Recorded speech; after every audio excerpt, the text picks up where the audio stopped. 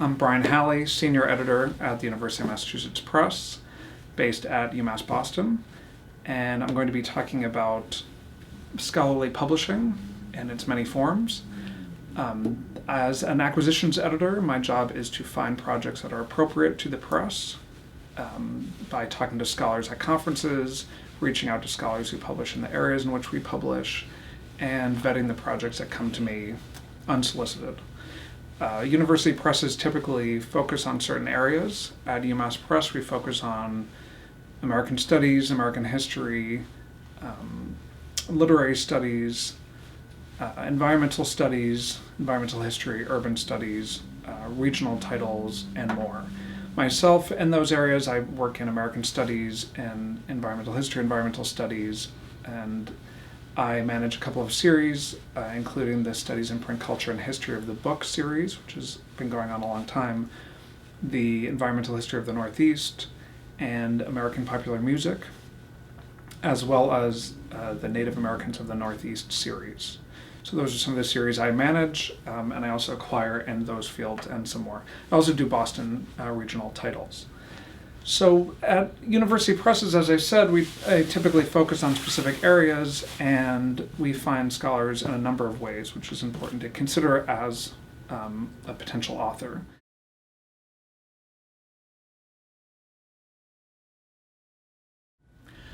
As an author, when you're looking to publish, there's a few things to keep in mind.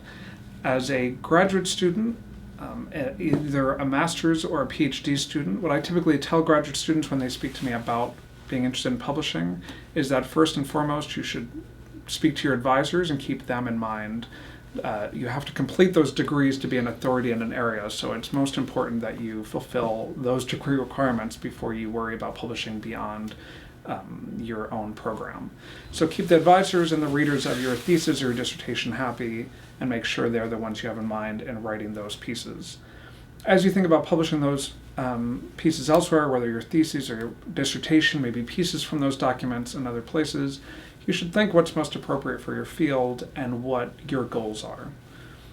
Again, speaking to your advisor is key. Your advisor will have experience in publishing that most likely is relevant to your field. So if your field is more journal article focused, she or he will know the journals that are best to publish in. If it's more book focused, they might have contacts in the publishing world that they can share with you. As an editor, I always notice when one of my authors says you should really look at this piece of writing from this person. So having that recommendation really will open doors. But also you should think about what you yourself want to get out of the publishing experience. If you're trying to reach a larger audience, maybe you want to go beyond the academic publishing and try to go into more commercial or trade publishing. And if you're looking to get a job, you're looking to get a promotion, you should think about peer review as a major component of what you're publishing. And you should also think about whether the piece you're working on, whether it's a thesis or dissertation, should be divided up or whether it should be published in whole. If you're thinking about publishing something as a book, I should warn you, and it's kind of stating the obvious, that every dissertation I've ever heard of needs work before it becomes a book manuscript. And there's a lot of advice out there on how to do that, but it's something you have to keep in mind. And before you start writing to editors, you should have a revision plan in place. When I see a book proposal based on a dissertation, I want to know that the author has thought this through and has already made an effort and or has a plan to make more of an effort to convert that dissertation into a book manuscript, to get rid of things like literature reviews, to get rid of excessive footnotes. These are things you do when you're writing a dissertation to prove you know the field, but as an author of a book, those things need to go away. And it's no longer the case that publishers are necessarily going to help you do that. You really, as an author, have to do that yourself. There was a time, perhaps, when publishers did that more, but nowadays it's often on the author to do that before they go to a publisher. So that's something to keep in mind when you're thinking about the piece you're working on for a degree, when you're thinking about turning that into a publishable article or manuscript. There are some great resources as you're thinking about converting your writing into, converting your thesis or dissertation into a book manuscript or even a journal article. Two that I was going to mention. One is a book called Revising Your Dissertation, edited by Beth Louie. And this is a great book that has university press editors talking about different ways of converting your writing into something more publishable. That's one great book. The other one is From Dissertation to Book by Bill Germano.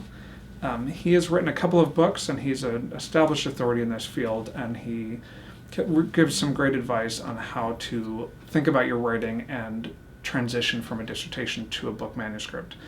Perhaps the next step could be a book he wrote called Getting It Published, which has very specific instructions and advice on approaching publishers and even writing query letters, how to look for publishers, and that kind of thing. On that point, I would say looking for the right venues for your writing, it's worth thinking about which journals or publishers are most prominent in your field. I mentioned that UMass Press specializes in certain fields. Most presses do. So you should know which presses, just to speak about books instead of journals, which are often separate, and I know more about books. To think about book publishing, most presses specialize in areas, and you should know which presses are particularly prominent in your field and which ones might be a good fit for your writing. You can get to know this by talking to your advisor, by looking on your own bookshelf, looking at your advisor's bookshelf, and going to your field, the major conference in your field. Who is in the exhibit hall? Which presses are in the exhibit hall?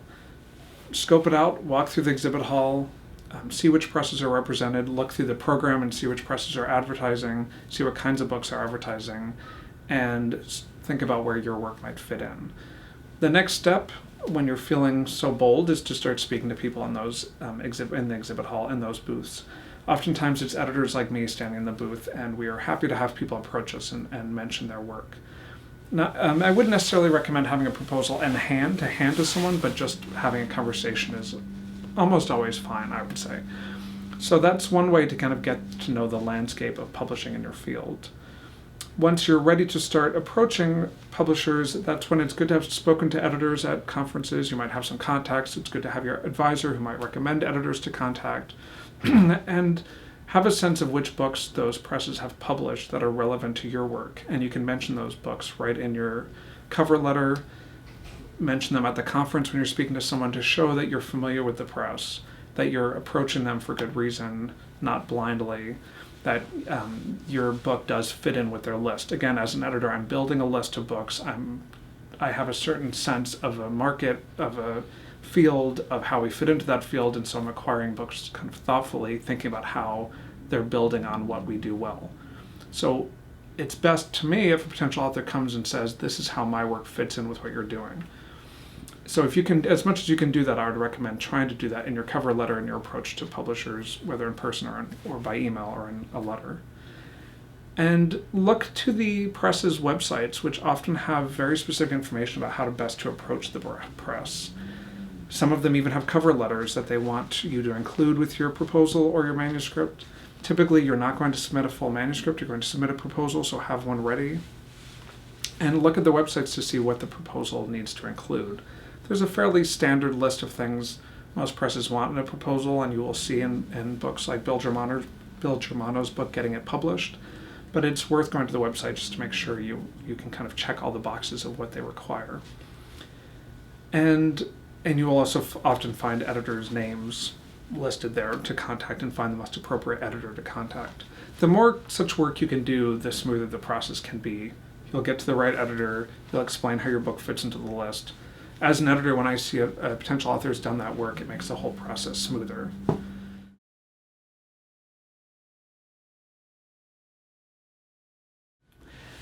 When I'm looking for books and for new authors, there's a few different things I do. I always listen to the authors I have or other advisors on my own campus, other campuses, when they recommend people to contact, recommend journals I should keep an eye on. And I do keep an eye on those journals.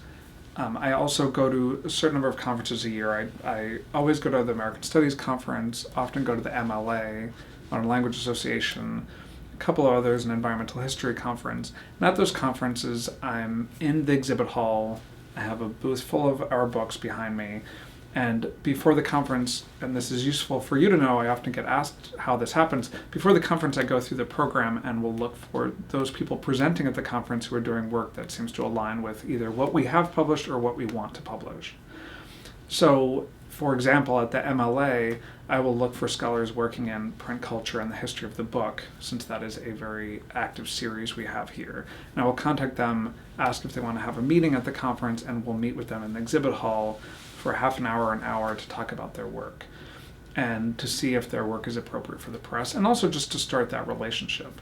When I approach those meetings, I'm thinking about their work and whether it will turn into a book for us. Oftentimes I end up hearing about other projects, either other people they mention or a collection perhaps they're thinking about, other projects that aren't necessarily directly what I had in mind, a monograph about what they're presenting on. But I also have that relationship now if I want to go back to them as a reader. As with any university press, all of our books are peer-reviewed. In our case, we send each manuscript out to at least 2 readers, each full manuscript to at least 2 readers. So I need to have context in the field, not just for authors, but also for readers of the manuscripts that are coming in. So that's, at a conference, I'm looking to build those relationships in the field, but I'm also looking for books. And that's why I mentioned I'm happy when authors, in a down moment when I'm in the booth, come talk to me and mention their work, because that's an opportunity for me to hear about work, maybe take a business card and follow up after the conference. I also watch journals, I watch discussions happening online in the fields in which I'm interested in, and I will email people out of the blue whose work shows up on my radar somehow to see if there's a larger project associated with what they're doing, and something they might want to propose to the press. I also receive emails and letters from people with their projects, querying whether the press might be interested. As I mentioned earlier, the best way to do that is to send in a cover letter and a proposal and wait to have more material requested. Sometimes there's a sample chapter or 2 as well, and that's fine. I would just recommend against sending a full manuscript at one time, because it might not be the right fit, and so why send the full manuscript? It's best just to send a proposal, maybe sample chapters. So I contact authors who I think might be of interest, and a lot of editors do that, and it's worth keeping an eye out for that. But I have heard from many graduate students and faculty members that they hear from editors and from publishers, people they're not familiar with, whose work they're not familiar with, who are saying that they might be interested in publishing. These presses might be interested in publishing the scholar's work, and the scholars will come to me and say, what is this? How do I respond to this? It's not an editor from a university press that they recognize, whose name is on the books on their bookshelves. It's someone unfamiliar to them, but it's still flattering that they're coming to these scholars interested in their work.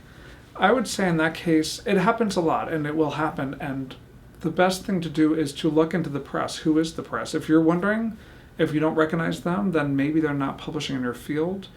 Maybe they're starting to, so I wouldn't say to dismiss it out of hand, but I would say proceed with caution, only because some presses are working on a model in which the author pays to publish, which can be a model that works. There's some open access models where that's developing, but in other cases it's more the vanity model in which you're paying to publish, and it's not necessarily as peer-reviewed as you might want. So it's worth looking into the presses and saying, who is this press? Do I know anyone on the editorial board? Do I know anyone associated with the press? Talk to your advisor. If you're in contact with your advisor, talk to your advisor and say, do you know this press? Is this someone in our field? When you're looking at a press, you want someone who's going to represent your work in your field, whether at a conference, in advertising in journals, sending to the journals for a review, sending your book to these journals for a review. So a press that comes out of nowhere, you have to ask, is this going to fulfill what I want out of a press? Again, you want to think about your own goals as well. Are you just trying to get it published, get a piece published to get it published? Are you not worried about where? Or are you concerned about where you have it published? You're concerned about whether it's going to get to those journals or those conferences. Are you trying to use it to get a job or tenure and promotion? In those cases, you want to be cautious about where you end up publishing your work.